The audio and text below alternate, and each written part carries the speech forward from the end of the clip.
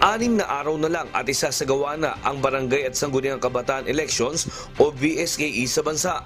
Bilang paghahanda sa inaasang mabigat na daloy ng trapiko sa North Luzon Expressway, magde-deploy ang NLEX ng nasa 100 patrol personnel sa kabaan ng highway at mga toll plaza. Simula sa October 27, ititigil na muna ang roadworks at full implementation na rin ang pre-towing service bandang alas 6 ng umaga hanggang alas 6 ng gabi at magtatagal hanggang sa October 30. Itutuloy naman ang nasabing serbisyo para sa mga Class 1 vehicles sa November 1 hanggang November 6 sa kapareho ring oras. Kami pa kami din NLEX po, naghahanda na po kami ng October 27 pa lang, Friday before po yung week ng Kundas.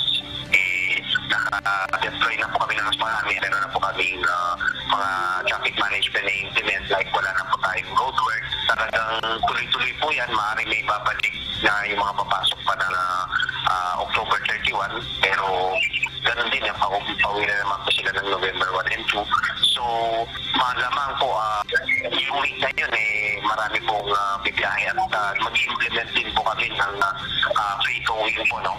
Ayon kay Ignacio, lahat naman ng mga motorista na wala pa rin naka-install ng mga Radio Frequency Identification o RFID sa kanilang mga sasakyan, ay maiging magpakabit na at wag nang sumabay sa long weekend para wag silang maabala. Sa kasalukuyan, nagpapatuloy ang dry run ng cashless transactions sa lahat ng halos toll plaza sa NLEX na sinimulan noong September 1. Sa Balintawak Toll Plaza nitong October 15, sinimulan ang 100% RFID no cash lane at matatapos hanggang November 1.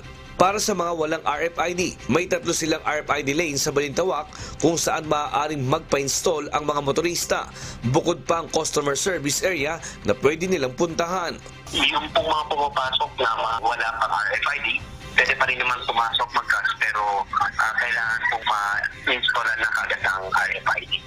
And yun, nagkakaroon tayo ng konting pagpila, sir, pero manageable naman po ito.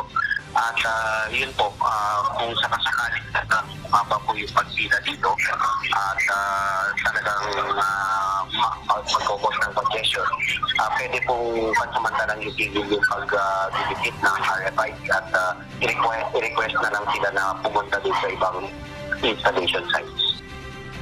Samantala, sa darating na Biyernes, October 27, ang inaasahang bulto ng mga sasakyan ng pabalik ng norte dahil magsisimula ng mag-uwian ng mga motorista para mapaghandaan ang kanilang pagboto sa BSKE sa October 30 at ang mahabang bakasyon para makauwi sa pamilya.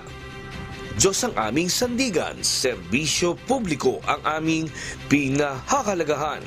Nestor Torres, Humahataw!